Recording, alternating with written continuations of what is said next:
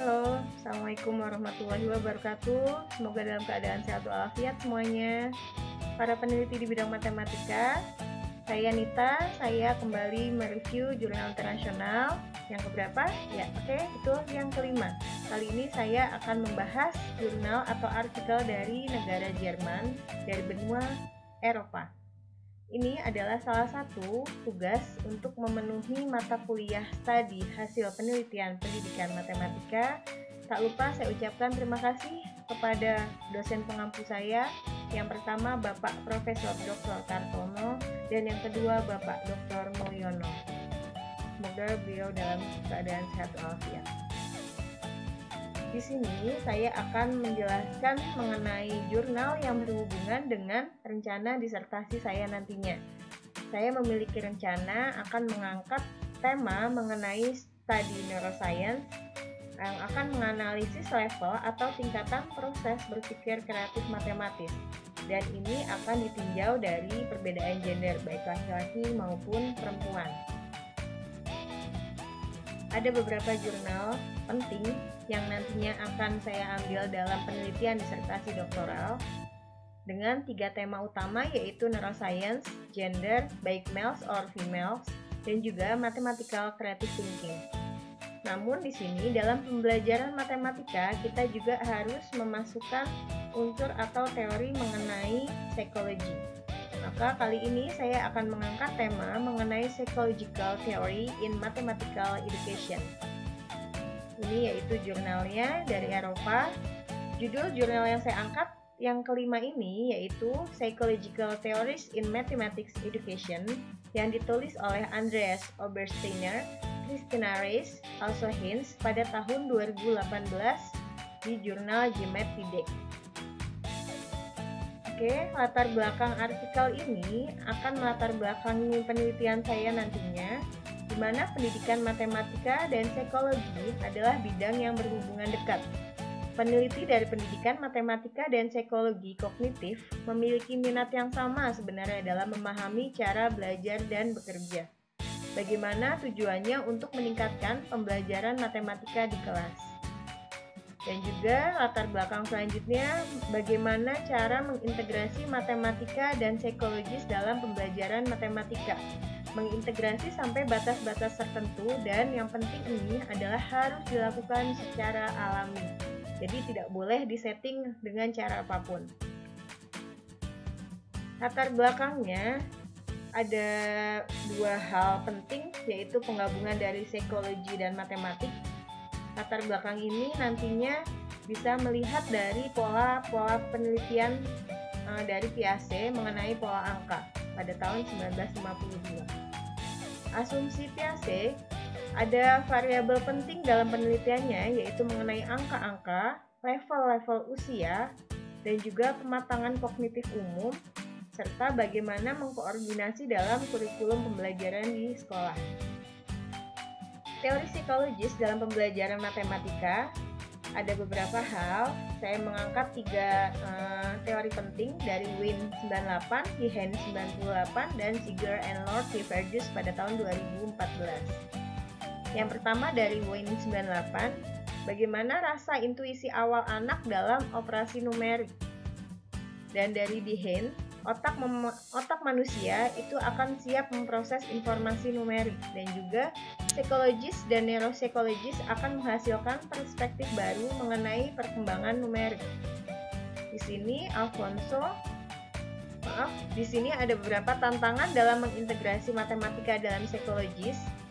Bagaimana minat siswa dapat ditingkatkan melalui proses pembelajaran matematika dan dengan teori-teori atau model-model psikologis.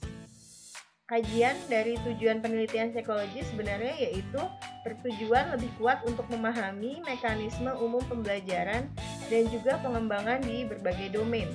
Sedangkan pendidikan matematika di sisi lainnya sering menganggap bahwa domain matematika itu sebagai titik awal dan bertujuan untuk menemukan cara untuk mendukung pengajaran dan pembelajaran dalam domain itu.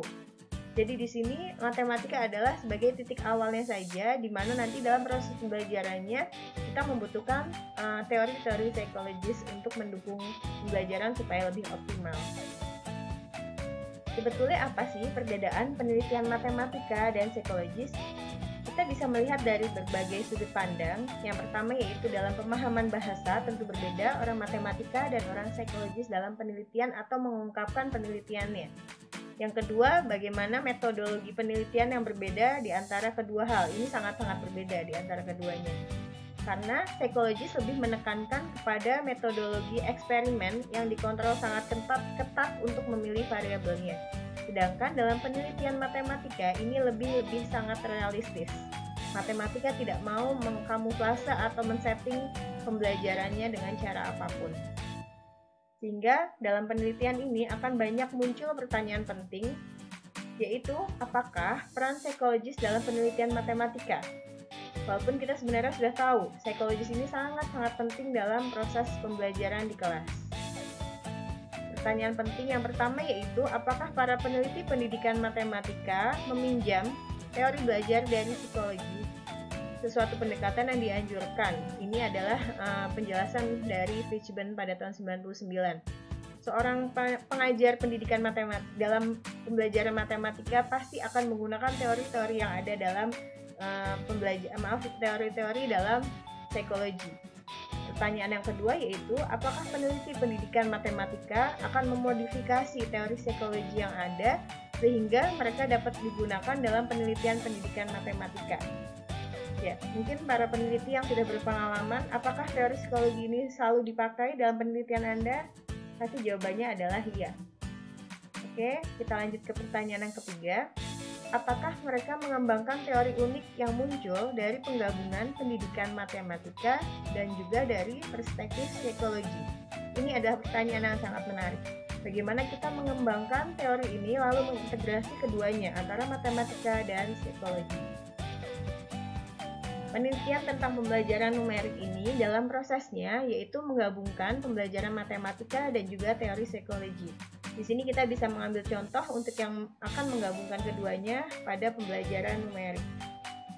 Sehingga tujuan kontribusi untuk permasalahan-permasalahan khusus yang ada, yaitu bagaimana kita menggabungkan teori dan model psikologi dalam menjawab pertanyaan di matematik. Jadi kita akan mengangkat teori atau mengutamakan pemilihan teori dan model psikologi dalam pembelajaran di kelas. Kita akan dapat menjawab permasalahan-permasalahan yang ada dalam pembelajaran di kelas matematik. Bagaimana siswa memahami masalah, bagaimana siswa dapat diatur oleh pengajarnya, bagaimana kita memahami karakter siswa yang berbeda-beda, ini termasuk ke dalam domain teori dan model psikologi. Sehingga permasalahan khusus yang ditemukan, masalah ini terbuka untuk para peneliti dari kedua disiplin ilmu. Dan untuk studi tentang domain matematika dan kelompok usia peserta, semua penulis diminta untuk menyatakan secara eksplisit teori psikologi mana yang mereka adopsi dalam penelitian mereka. Jadi di sini beberapa peneliti dimintai pendapat mengenai teori psikologi apa yang penting dalam pembelajaran matematika.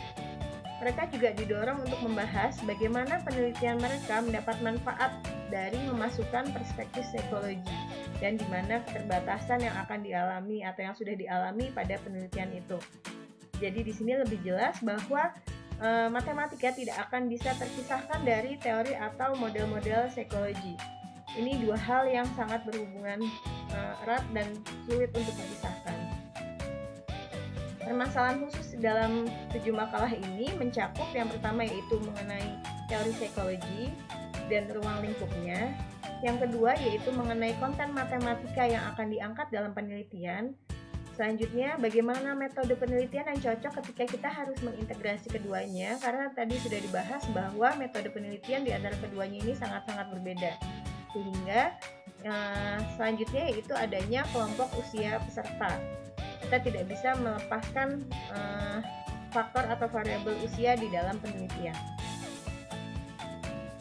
Oke, ini ada beberapa kajian teori yang nanti bisa diangkat dalam disertasi saya. Yang pertama yaitu dari Frege dan teman-temannya pada tahun 2013 yang mempelajari pengembangan kemampuan aritmatika melalui studi longitudinal dengan anak-anak. Di sini Frege dan kawan-kawan memfokuskan pada psikologis kognitif dan juga tahap perkembangan siswa dalam kemampuan aritmatika.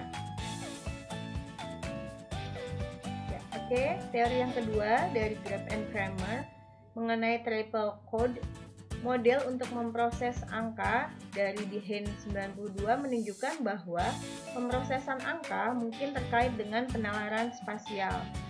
Penalaran spasial ini juga sama, lebih fokus dalam dua bidang. Yang pertama itu dalam penelitian kognitif, yang kedua dalam penelitian neurokognitif, sehingga menghasilkan hipotesis bahwa kemampuan spasial terkait kinerja pada kemampuan mental di akhir sekolah dasar, dan hubungan ini dimensi pemrosesan bilangan dasar. Maksudnya di sini adalah meneliti dalam siswa sekolah dasar mengenai kemampuan spasial, penalaran spasial dalam memproses bilangan dasar. Selanjutnya yaitu teori dari Leib and Luders mengenai angka juga, yang memfokuskan pada pembelajaran fraksi daripada bilangan alami. Penelitian ini menggabungkan pendidikan matematika dan juga perspektif psikologis, di mana prinsip institusional kegagalan produktif difokuskan, dan juga yang kedua pembelajaran penemuan. Jadi bagaimana siswa dapat menemukan sesuatu yang disarankan oleh gurunya. Ini adalah penelitian dari Kaput dan Bilesis pada tahun 2012.